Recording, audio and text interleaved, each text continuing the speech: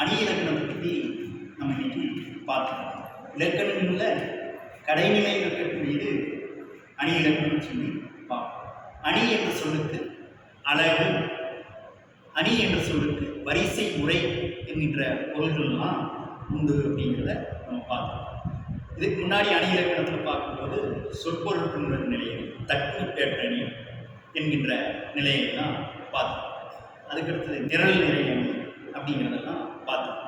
இன்னைக்கு என்ன பார்க்க போகிறோம் அப்படின்னா, நம்ம இலக்கணத்தில் ரொம்ப முக்கியமான அணி இலக்கணத்தில் மிகவும் முக்கியமான ஒன்று என்ன அப்படின்னா தான் வஞ்சக புகழ்ச்சி அணி. வஞ்சகம் என்றாலே தீமை என்ற ஒரு சொல்லை குறிக்கிறது. ஒருத்தனை வஞ்சம் வச்சு தாக்கணும் அப்படின்னு சொல்லி சில பேரெல்லாம் சொன்னாங்க. ரொம்ப கொடுமையான வாழ்க்கையில் செய்யக்கூடாத ஒன்று என்ன அப்படின்னா இந்த வஞ்சகம். பார்த்தீங்க அப்படின்னா, இந்த நாமங்கள் கருணாவிகள் பற்றி சொல்லும்போது, இந்த பாம்பை பற்றி சொல்லும்போது, அந்த பாம்பை யாராவது தெரியாமல் மிதிச்சிருந்தாலோ இல்லை ஏதாவது தெரியாமல் அடிச்சிருந்தாலோ இந்த பாம்பானது வஞ்சம் வைத்து பகையை இன்னும் தீர்த்துக்கும் அப்படின்னு சொல்லி சொல்லுவாங்க. ஆகவே இந்த கருணாவிற்கு நாகப்பாம்பு வஞ்சம் வைத்து இருப்பது மிகவும் தேர்ச்சி அடைந்த ஒன்றாக இருக்கக்கூடியது. இத்தகைய வஞ்சம் என்பது பழிவாங்குதல், ஒருத்தனை தீய வழியிலே பழிவாங்குதல் என்பது மிகவும் ஒன்று அப்படிங்கிறத இந்த பாம்புக்கு சொல்லுவாங்க. அந்த மாதிரி வஞ்சக புகழ்ச்சி, வஞ்சகம் என்றாலே தீமையான, அதில் புகழ்ச்சி என்பது ஒன்று. ஒருவரை புகழ்தல் என்பது ஒருவரை சாதாரணமாக புகழ்வது என்றால் அனைவருக்கும் தெரியும். இங்கே வஞ்சக புகழ்ச்சி அப்படின்னு சொல்லும்போது தான் இங்கே நம்மளுக்கு பிரச்சனைகள் வராது. இன்னைக்கு நம்ம எந்த அணியை பார்க்க போகிறோம் அப்படின்னா வஞ்சக புகழ்ச்சி அணி தான். வஞ்சக புகழ்ச்சி அணினா என்ன அப்படின்னா, ஒருவரை புகழ்வதை போல பழிப்பது, பழிப்பது போல புகழ்வதும் இருப்பது தான் வஞ்சக புகழ்ச்சி அணி. இப்போ ராமன் சொல்லி ஒரு மாணவன், ரொம்ப அறிவுடையவன் ராமன், ஆசிரியர் பாடம் நடத்திக்கிட்டே இருப்பார், வகுப்பிலேயே தான் அவரும் இருப்பார். அப்படி இருக்கும்போது எப்படி இருப்பார் அப்படின்னா தூங்கிட்டே இருப்பார் அப்படிங்கிறது தான் சொல்கிறோம். அங்கே ராமன் அறிவுடையவன் என்பது அவனுடைய திறமையை குறிக்கக்கூடியது. ஆனால் ஆசிரியர் பாடம் நடத்தும் போது தூங்கிக் கொண்டிருக்கிறான் என்று சொல்லும்போது அவனுடைய இழிவான ஒரு செயலை இங்கே குறிக்கின்ற ஒரு நிகழ்வு.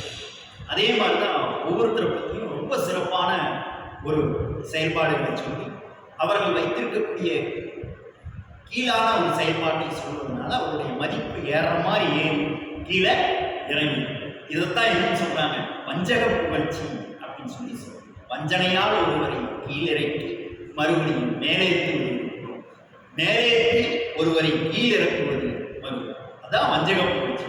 ஒருத்தரை புகழ்வதை போல படிப்பதும் படிப்பதை போல புகழ்வதும், இதுதான் வஞ்சக புகழ்ச்சி அணி என்கின்றத நம்ம என்ன பண்றோம் பார்க்கணும். அதுக்கடுத்து பார்த்தீங்க அப்படின்னா, நம்ம கூட இருக்கிற சில பேர் ஒரு மகிழ்ச்சி உரைக்காக இந்த வஞ்சக புகழ்ச்சியை என்ன பண்ணுவாங்க, நம்மகிட்ட சொல்லுவாங்க. ஏதோ ஒரு விளையாட்டா சொல்லும்போது விளையாட்டு சில நேரங்களில் வினையாகும் என்று சொல்வார்கள் பெரியவர்.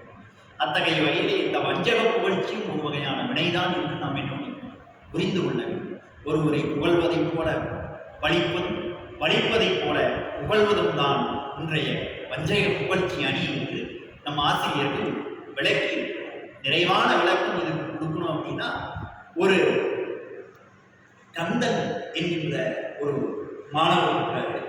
அந்த மாணவர் எல்லா நாட்களும் பள்ளி வந்து விடுவார், ஆனால் வகுப்புல தூங்கிக் கொண்டேதான் இருப்பார். இந்த சொற்களில் நம்ம சொல்லும்போது இந்த கந்தன் என்கின்ற மாணவன் எல்லா மாணவர்கள் காட்டிலும் விடுமுறை எடுக்காமல் பள்ளிக்கு வந்துள்ளான் என்பது அவனுடைய சிறப்பை, அவனுடைய தனித்துவத்தை எடுத்துரைக்கிறது. ஆகவே அங்கே அவனை மேலே தூக்குகின்ற ஒரு பாங்கினை பார்க்கும். அத்தகைய கந்தன் என்கின்ற மாணவன் வகுப்பில் உறங்கியே கொண்டு வகுப்பை கழிப்பான் என்பது அவனுடைய நடத்தையில் சரியான நிலைப்பாடு இல்லை என்கின்ற ஒரு நிலையை இங்கே எடுத்துரைக்கிறது. ஒரு வருத்தத்துக்குரிய செயல். ஆகவே ஒருவரை புகழ்வதைப் போல படிப்பதும் படிப்பதைப் போல புகழ்வதும் இருப்பது இத்தகைய நிலையை வஞ்சக புகழ்ச்சி என்று நான் இங்கே எடுத்துரைக்கிறேன். ஆகவே இத்தகைய வஞ்சக புகழ்ச்சி அணி இலக்கணத்திலே அணி இலக்கணத்திலே சிறப்பாக வைக்கப்பட்டுள்ளது. இத்தகைய வஞ்சக புகழ்ச்சியை பழைய புலவர்கள் பெரும்பாலும் பயன்படுத்தி இருக்கிறார்கள் என்று நாம் பார்க்கிறோம்.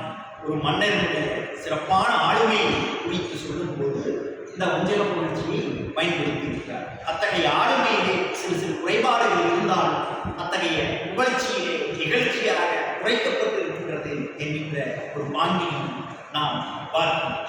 நிறைய புலவர்கள் வஞ்சக புகழ்ச்சியை வெறும் வஞ்சகமாக சொல்லாமல் முதலில் சிறப்பை உரைத்து பின்பு அதிலே இருக்கின்ற குறைபாடுகளை மேலோட்டமாக சொல்லி இருக்கின்ற ஒரு பாங்கினை இத்தகைய அணியிலே நாம் பார்ப்பது மிகவும் ஒரு சாலச் சிறந்த பண்பாக எடுத்துக்கொள்கிறது.